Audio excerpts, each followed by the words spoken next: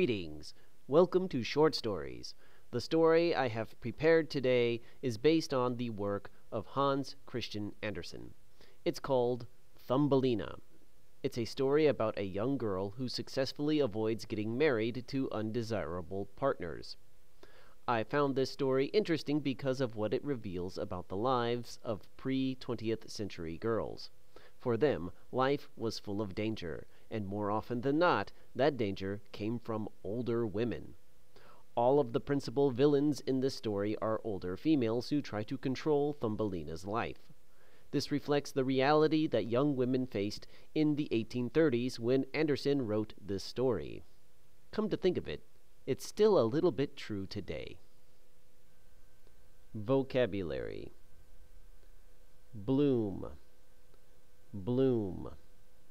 The petals opened and the flower was in full bloom. Minuscule, minuscule.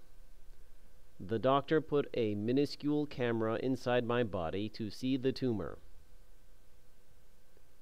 Habitat, habitat. The natural habitat of the polar bear is the Arctic. Fiancé, fiancé. My fiancé tried on a beautiful wedding dress.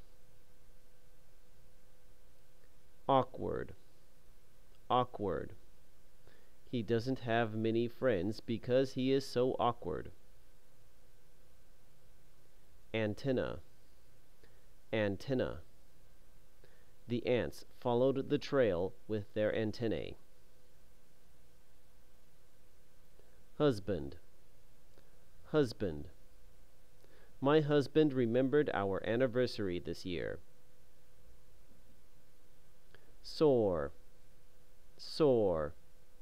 The bird soared above the trees. The story. There once was a woman who desperately wanted a child. "I wish I had a cute little girl to take care of," she said while staring at the morning star one day. "Can you tell me where to find one?" Suddenly, she felt something small bounce off of her head. She looked around to see what it was and found an odd-looking barleycorn stuck in the folds of her skirt. She held it up to get a good look at it. It was much brighter and more golden than the typical barleycorn, so she knew it was special. "Thank you," said the woman to the morning star before she ran into her house. The woman prepared a large flower pot and planted the barleycorn inside. Over the next few months, it grew into a large, handsome plant. To her surprise, a gorgeous flower grew out of the stem. Its red and gold petals were closed tightly. "What a beautiful flower!" exclaimed the woman. Then she gave the flower a little kiss. As soon as she did that, the petals opened and the flower was in full bloom. The surprises didn't end there, for inside the flower, resting on the green stamens at its center, the woman found a minuscule baby girl. "How sweet!" squealed the woman in delight. She gingerly picked up the baby and held her in her palm. The baby was no bigger than her thumbnail, so she decided to name her Thumbelina. The woman took very good care of Thumbelina. She prepared a large flower box on the windowsill of the kitchen and placed Thumbelina among the dewy flowers. It was a perfect habitat for the tiny girl. During the day, she frolicked among the petals and leaves of the flowers. At night, she slept in a polished walnut shell. The woman provided Thumbelina with everything she needed. They were a happy family. Not long after Thumbelina's 15th birthday, an unpleasant visitor arrived at the house unannounced. It was Mrs. Toad, and she was looking for a bride for her son. She had heard about the beautiful Thumbelina, and thought that she would be perfect for her warty son. While Thumbelina was still sleeping, Mrs. Toad scooped up her walnut shell and carried her off to the pond not far from the house. When Thumbelina awoke in the morning, she was shocked to discover that she was outside. She looked at her surroundings and saw that she was floating on a lily pad in the middle of a stagnant pool. "Where the heck am I?" she exclaimed. Just then, Mrs. Toad hopped out of the water and landed on the lily pad with a sickening plop. This caused Thumbelina to lose her footing and fall flat on her face. "Oh, good! You're awake," bellowed Mrs. Toad. "Allow me to introduce myself. I am Mrs. Toad, and this is my son." A second toad hopped onto the lily pad, causing Thumbelina to fall once again. "Introduce yourself, Gerald," commanded Mrs. Toad to her son. But all he could say was, "Croak." Mrs. Toad looked embarrassed and said, "You'll have to excuse my son. He's not used to visitors." After finally regaining her footing, Thumbelina asked for an explanation. "Why am I here?" she asked. Mrs. Toad replied, "You are my son's fiancée. You will get married tomorrow. It'll be such a beautiful ceremony." Thumbelina's eyes widened. Excuse me," she stammered. "I can't marry him." Mrs. Toad leaned in close and whispered, "I know my son's not much to look at, but he's 37 years old, and I need him to move out of my house and get on with his life. Do you know how hard it is to find someone to marry a toad as awkward as he is?" Thumbelina tried to protest, but Mrs. Toad simply ignored her and hopped away with her son. "See you tomorrow, dearie," shouted Mrs. Toad as she swam to shore. Thumbelina was now alone on the lily pad.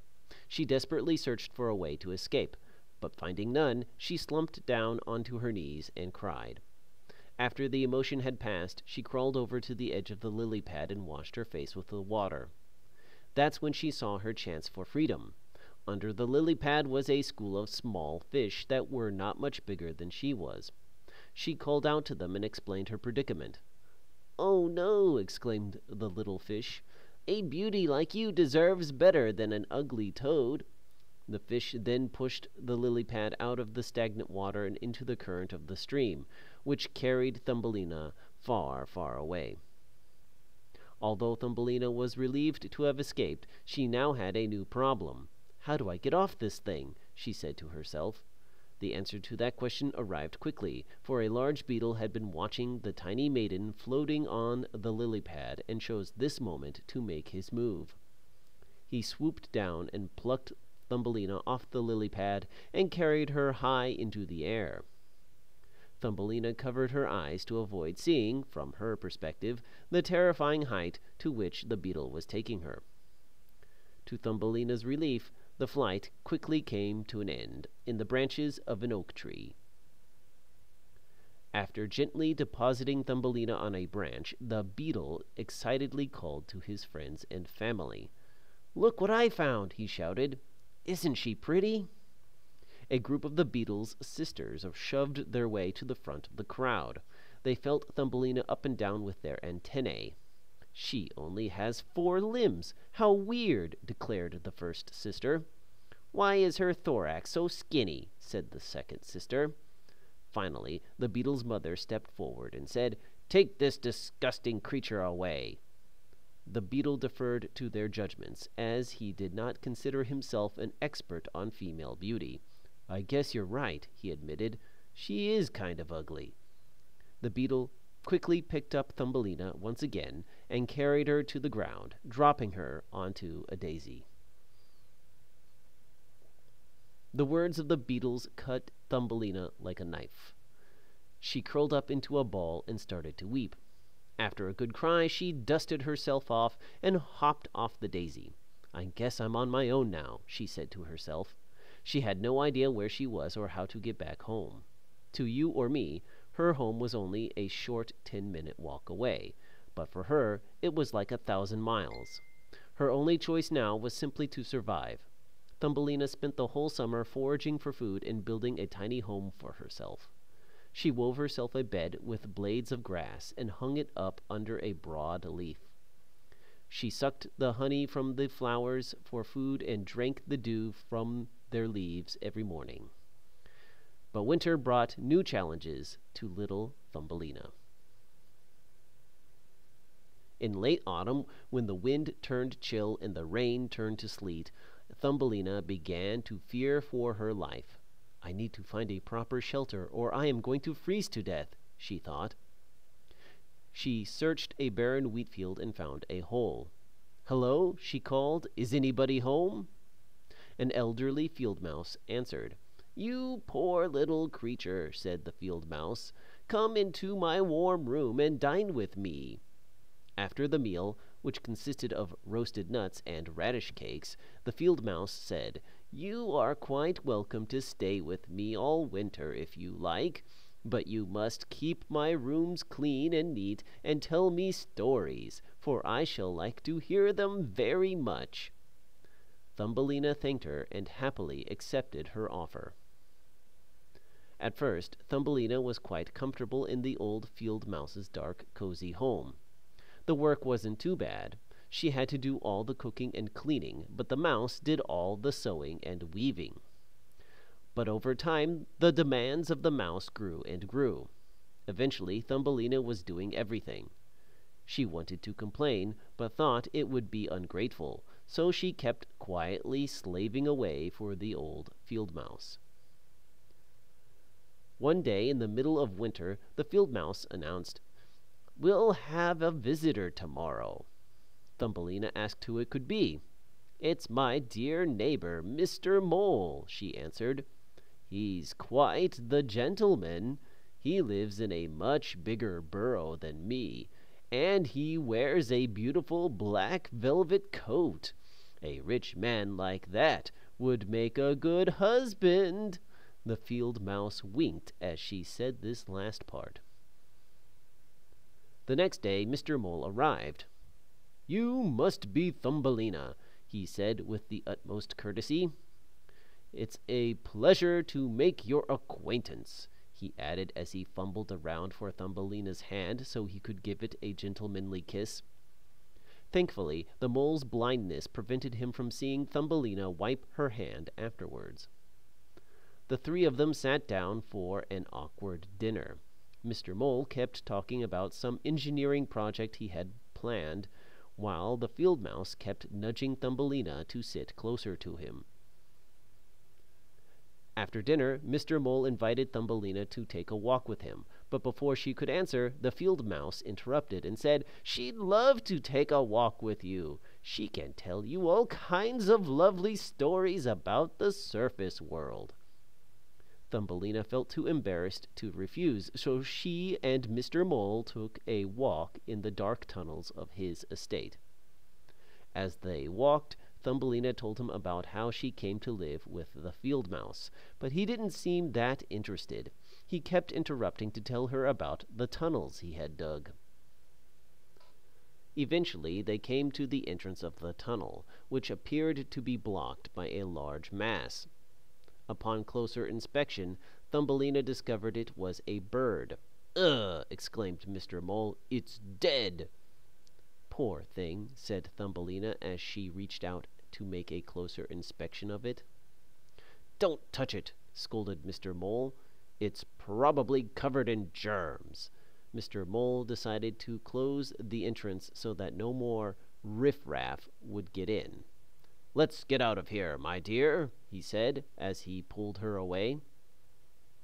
That night, Thumbelina couldn't stop thinking about that bird. It was a swallow with pretty feathers and a sharp little beak. It must have died from the cold, she thought. She couldn't let that poor bird die alone, so she decided to hold a small funeral for it. Thumbelina snuck out of bed and went into the dark tunnel, carrying her blanket and a lighted match.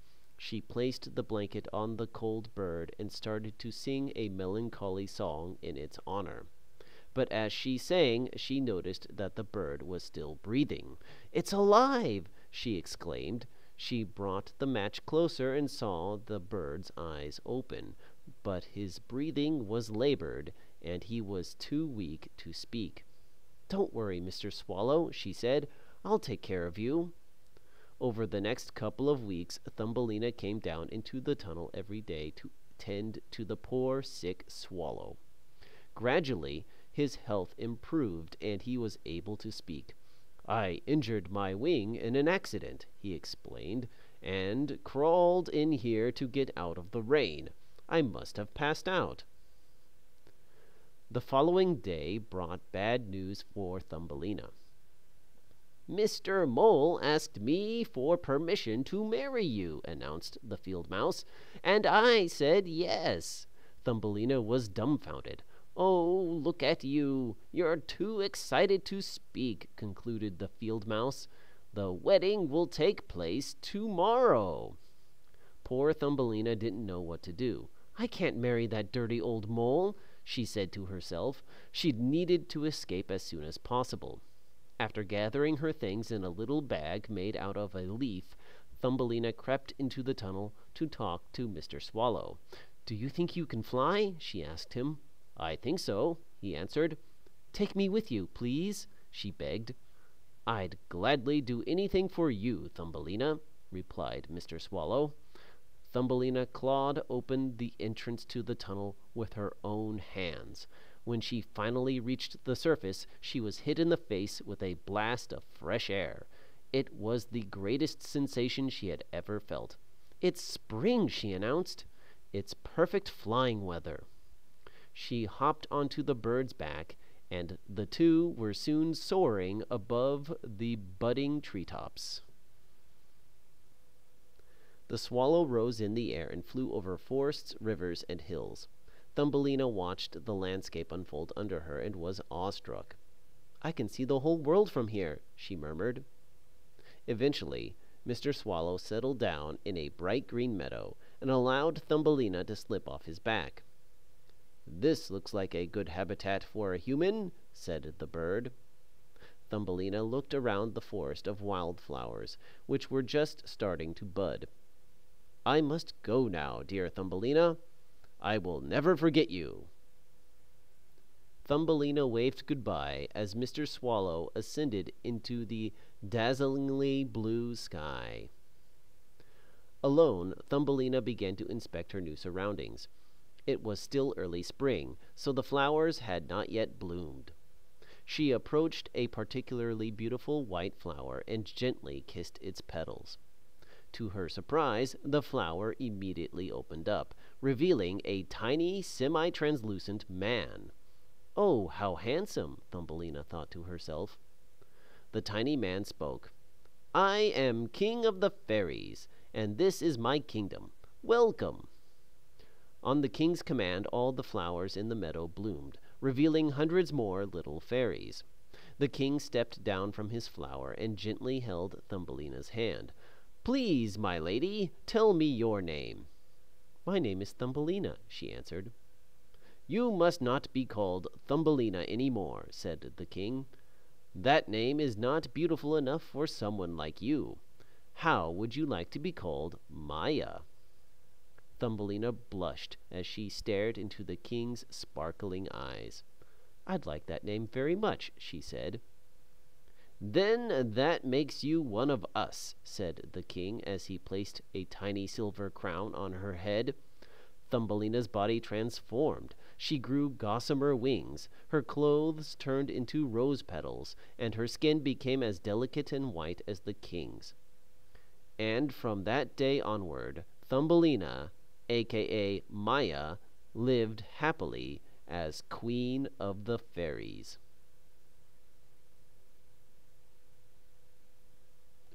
The questions. Number 1. How did Thumbelina escape from Mr. Mole? A. She flew away on a beetle. B. She flew away on a bird.